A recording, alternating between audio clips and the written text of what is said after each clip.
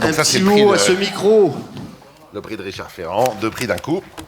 D'abord, je voudrais vous rappeler que je n'ai pas dit ça comme ça, parce que je ne vais pas parler de mon anatomie le matin en me levant. J'ai dit ça parce qu'un journaliste me dit « Thierry Solère, vous êtes un ami d'Édouard Philippe, l'ancien Premier ministre, et vous êtes par ailleurs le conseiller politique du président de la République. Vous n'avez pas le sentiment d'avoir le cul entre deux chaises ?» Et c'est là où j'ai répondu que non, mon anatomie faisait que quand j'avais le cul entre deux chaises, j'étais parfaitement assis, ce qui est une manière aussi de lui expliquer que sa question était quand même un peu con.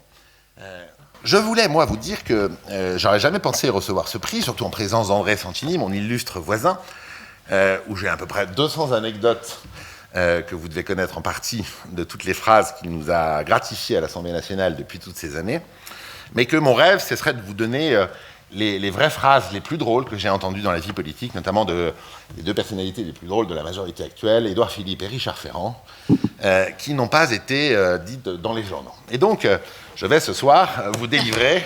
Tu sais, on va s'asseoir, Brigitte. Je crois que ça peut durer longtemps.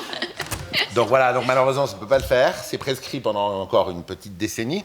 Mais croyez-moi, si vous aviez un peu plus d'oreilles qui traînent partout, vous verriez des choses qui sont encore 1000 fois plus drôles que les phrases que vous venez d'entendre d'Édouard et de Richard. Faut faire un livre, Thierry Solère. Eh oui, Non, il faut intégrer le jury du prix Presse Club Humour et Politique. Un grand merci en tout cas. Et bravo pour cette initiative. Allez. Allez. Au moins une. Au moins promets une. Au moins j'ai une. pas le droit. Ouais, voilà. Surtout sur Édouard Philippe. Édouard Ferrand, il est magnifique, mais personne ne le sait.